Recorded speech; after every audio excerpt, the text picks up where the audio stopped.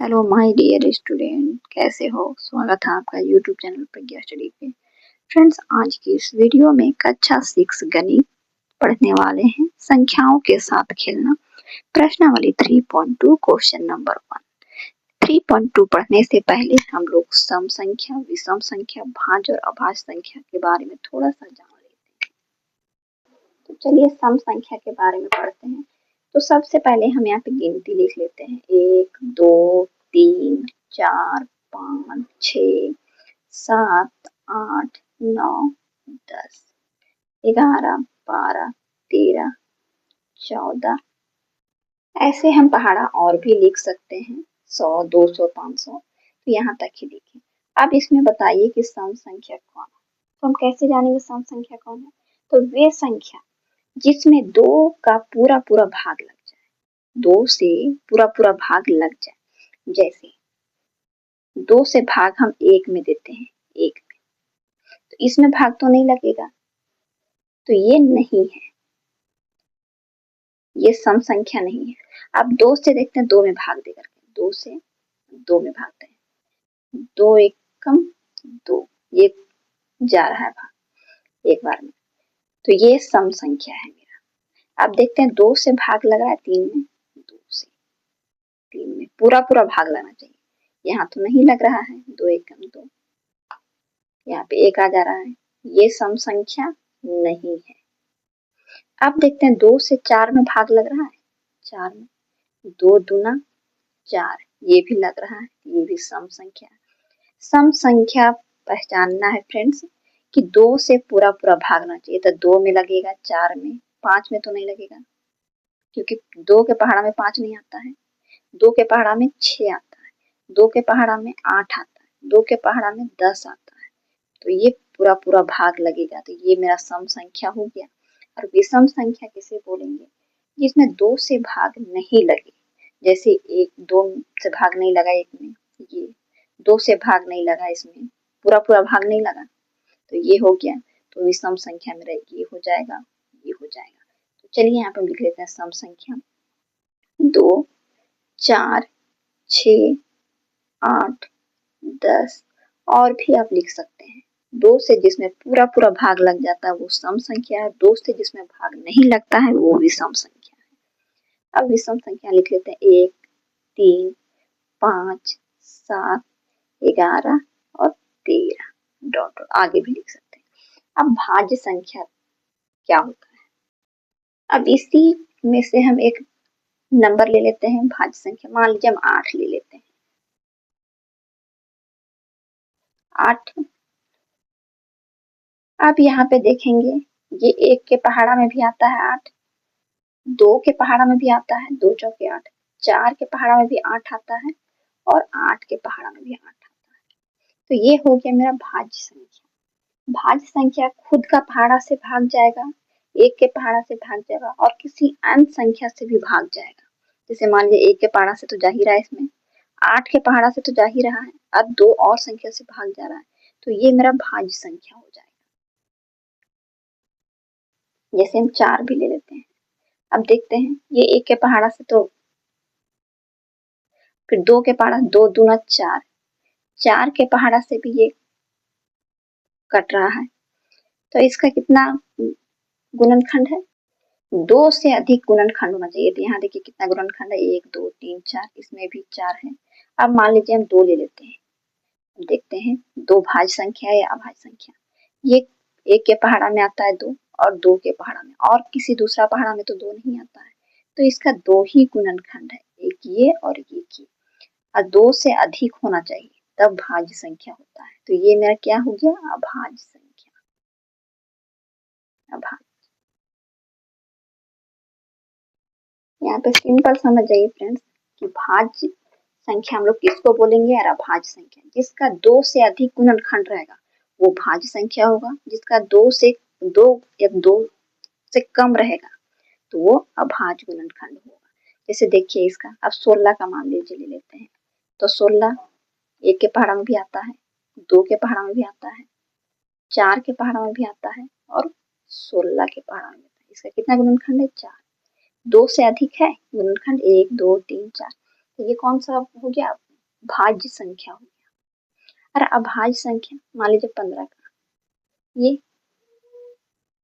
3 के पहाड़ भी आता है, 5 के पहाड़ भी और 1 के पहाड़, ये भी भाज्य संख्या है।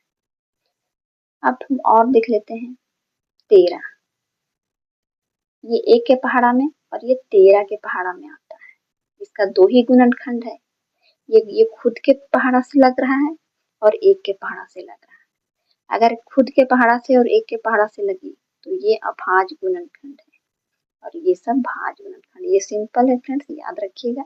अब यहाँ पे हम लोग लिख लेते हैं भाज्य 2 नहीं होगा, 4 होगा, क्योंकि 2 का 2 ही गुणनखंड है और भाज्य में होता है कि 2 से अधिक गुणनखंड होना चाहिए। तो 4, 6, 8, 10 डॉट डॉट और भी नंबर हो सकता है। अभाज्य में है 2, 3, 5, 7, 11 डॉट डॉट डॉट और भी।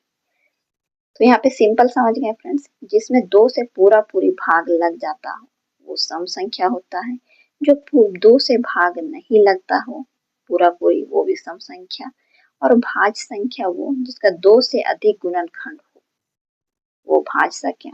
आज अभाज्य संख्या जिसका 2 गुणनखंड हो, ये खुद के पहाड़ा से और एक उस 1 के पहाड़ा से, 2 से अधिक गुणनखंड नहीं होगा भाज्य संख्या। ये समझ में आ गया। अब आगे हम लोग क्वेश्चन बनाते हैं, ये समझाने के लिए लिख दिए हैं। यहाँ पे क्वेश्चन बोल रहा है बताइए कि किन्हीं 2 संख्याओं का योग सम होता है या विषम होता है। यदि एक में विषम संख्या हो तो चलिए हम लोग विषम संख्या ले लेते हैं। और यहाँ पे क्वेश्चन में बोल रहा है कि 2 संख्याओं का योग सम होता है। फर्स्ट में विषम संख्या 2 विषम संख्या यहाँ पे ले लेते हैं। विषम संख्या मेरा कितना है 1, 3, तो 2 विषम संख्या हम लेते हैं 1 + 3, जोड़ेंगे तो कितना आ गया 4, सम संख्या आ गया।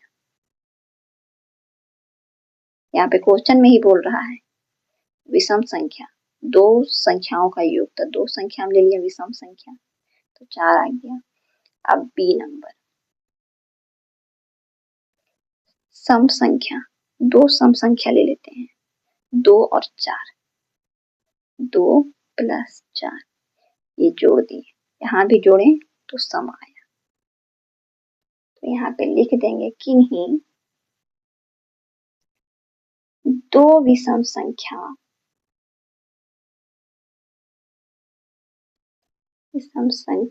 का योग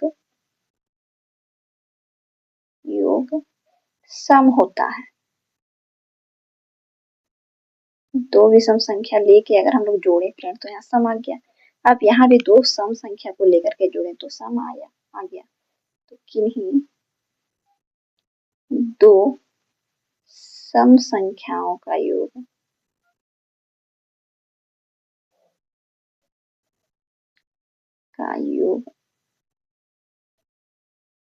भी सम होता है।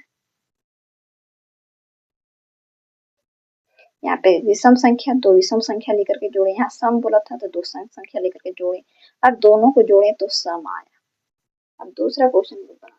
अब दूसरा में यहाँ पे बोल रहा है फ्रेंड बताइए कि निम्नलिखित में कौन सा कथन सत्य है और कौन सा कथन असत्य है। तो फर्स्ट ए क्वेश्चन में 3 विषम संख्याओं का योग सम होता है, यहाँ पे बोल रहा है तो हम लोग 3 विषम संख्या ले लेते हैं। 3 विषम संख्या कोई भी ले सकते हैं, तो हम यहाँ पे ले लेते हैं 5, 3 और 7। योग बोला है, योग मतलब जोड़, तो 3 विषम संख्या का योग, तो 5 ले लिए विषम संख्या, 3 ले लिए, 7 ले लिए, जोड़ देते हैं 5 और 3 8 और 7 15। ये विषम संख्या आ गया और यहाँ पे बोल रहा सम संख्या होता है, तो ये विषम संख्या है ना, विषम, तो यहाँ हो जाएगा असत्य, क्योंकि यहाँ बोल रहा था सम होता है और यहाँ पे आ गया असत्य, विषम, असत्य हो गया। अब बी नंबर क्वेश्चन, अब दूसरा क्वेश्चन में बोल रहा है फ्रेंड्स दो विषम संख्याओं और एक सम संख्या का योग सम होता है। 2 विषम संख्या यहाँ पे ले लेते हैं फ्रेंड्स, दो विषम संख्या क्या रहता है? 1 प्लस 3। और एक सम संख्या, एक सम संख्या लेते हैं 2। 3 2 5 और 1 6। सम होता है, तो यहाँ सम होता है, तो ये हो जाएगा सत्य। दो विषम संख्या ले लिया और एक सम संख्या, ले लें और बोला योग, जोड़ दिए, सम होता है तो ये सबका जोड़ सम हो गया, तो सत्य है। अब तीसरा नंबर क्वेश्चन में यहाँ बोल रहा है 3 विषम संख्याओं का गुणनफल विषम होता है। तो हम लोग 3 विषम संख्या ले लेते हैं। 3 विषम संख्या कुछ भी ले सकते हैं। तो हम 1 ले लिए गुना, 3 ले लिए गुना और 5 ले लिए। अब इसका गुना कर देते हैं। विषम होता है, 5 दिया 15 और 1 से गुना करेंगे 15। हाँ, यहाँ पे विषम होता है, ये सत्य है। यहाँ डी नंबर में बोल रहा है यदि किसी सम संख्या को 2 से भाग दिया जाए तो भागफल सदैव विषम आता है। यहाँ पे फ्रेंड्स कोई भी सम संख्या हम ले लेते हैं, मान लीजिए 4 ले लिए। अब इसको 2 से भाग दे देंगे तो 2 दूना 4। तो यहाँ पे मेरा कितना आया? ये सम संख्या आया और यहाँ पे बोल रहा भागफल सदैव विषम होता है, तो यहाँ पे हो जाएगा असत्य, क्योंकि सम संख्या आता है भागफल। यहाँ ई नंबर बोल सभी अभाज्य संख्याएं विषम है, तो सभी अभाज्य संख्या विषम नहीं होता है ना फ्रेंड्स। ये 2 3 5 7 11 डॉट, यहाँ सब अभाज्य संख्या विषम है नहीं, ये सम संख्या है।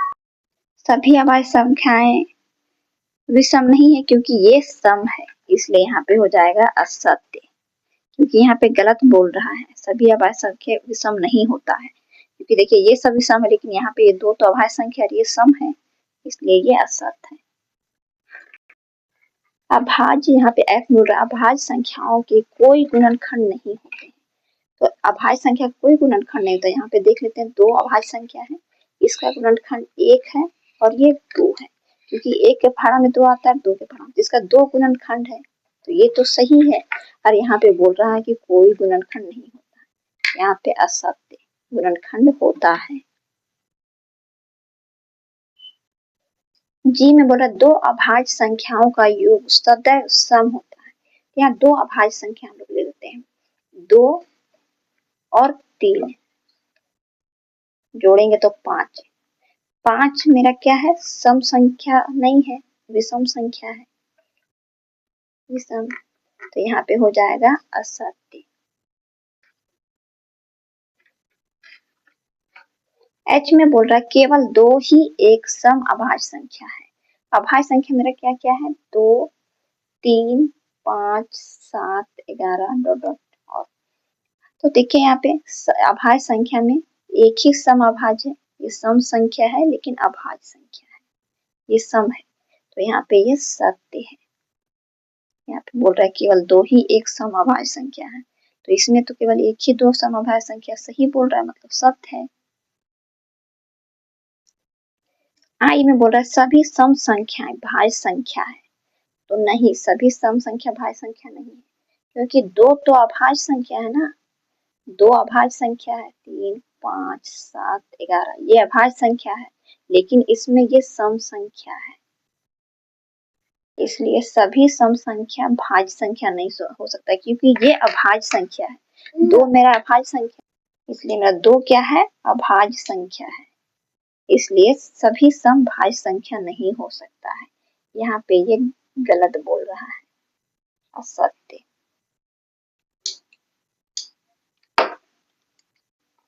अब जे नंबर में बोल रहा है सभी सम संख्याओं का गुणनफल सदैव सम होता है, तो 2 सम संख्या का हम गुणनफल ले लेते हैं। सम संख्या 2 है, गुना 4, 8 गुना किया तो 8, ये सम संख्या है 8, यहाँ पे ये सत्य है। फ्रेंड्स अगर वीडियो अच्छा लगा हो तो लाइक सब्सक्राइब शेयर कीजिएगा।